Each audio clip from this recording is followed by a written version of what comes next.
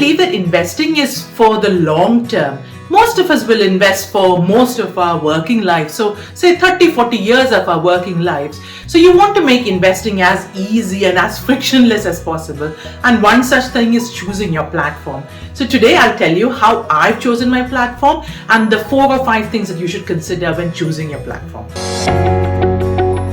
Hi, my name is Jeena and welcome to my channel. If you're new to my channel, I love talking about saving and investing your hard-earned money for people living in the UK.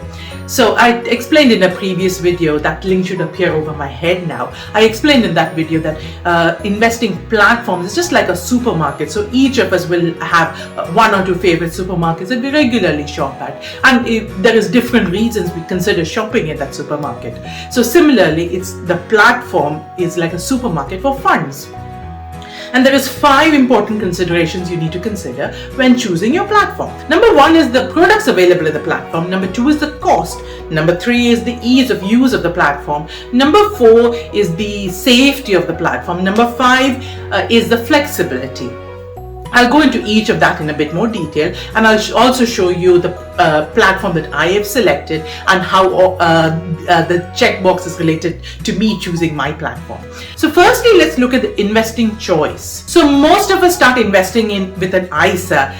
If you don't know what an ISA is, I've done a whole video on it. It should appear over my head again. And then some of us may want to then invest in a pension or a SIP. Or some of us may want to then invest in a general investment account.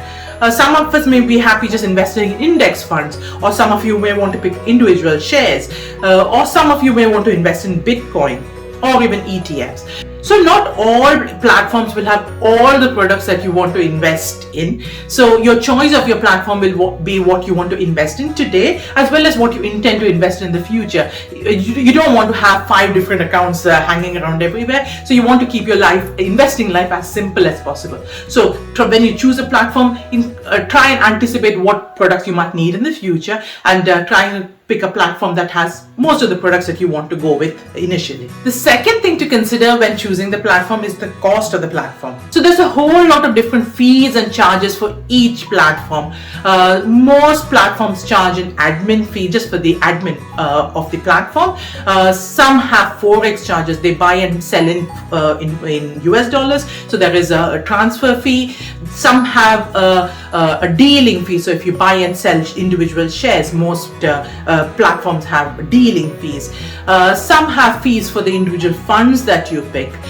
Some have transfer fees. So when you transfer out of that platform, they have a transfer fee for exiting the platform. So these charges really eats into your profits. I've just shown you a rough calculation of 2 pots of money with just a 0.5 difference of admin charge, and the difference is not very much in the 5-year period, but as you carry on over the 10, 15, 20, 30-year period, the difference in the invested amounts gets smaller and smaller, with just a 0.5% difference in the administration fees. So you want to try and keep these fees as low as possible. I try and keep it around the 0.5% mark.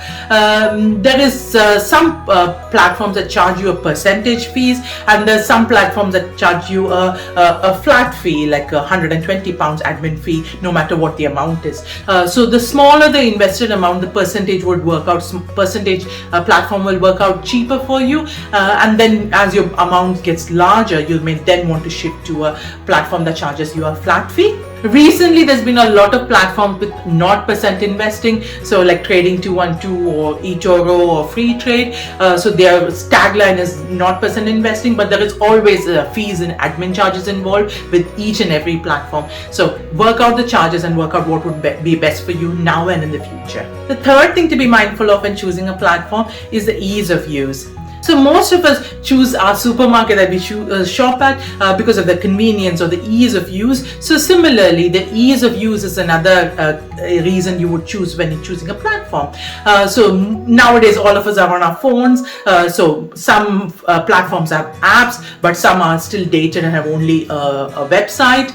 Some have daily analytics and give you a good breakdown of your portfolio, and offer other products and things. So just the ease of use would be another consideration when choosing your platform. The next thing to be mindful of when choosing your platform is the safety. So here in the UK, due to the FSCS regulation, all of us have our money is protected up to £85,000 per person per institution, and over that threshold there is no insurance on that money, and then it falls down to the safety of the platform.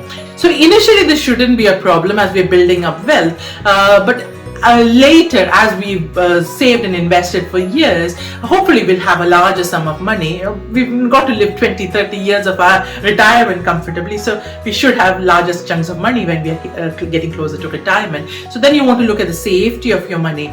So you want to choose a reputable platform that has been around for years, so your money is really safe.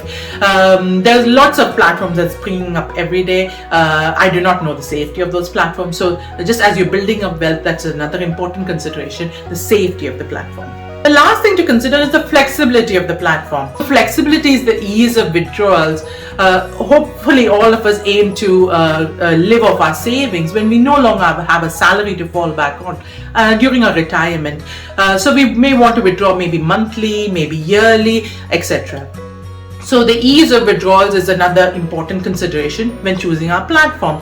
This is mostly important when we're getting closer to retirement. As we're building up wealth, it's less important. And if your platform is not friendly at that time, you can always swap it, I suppose. But it might be something to consider when we're choosing a platform initially.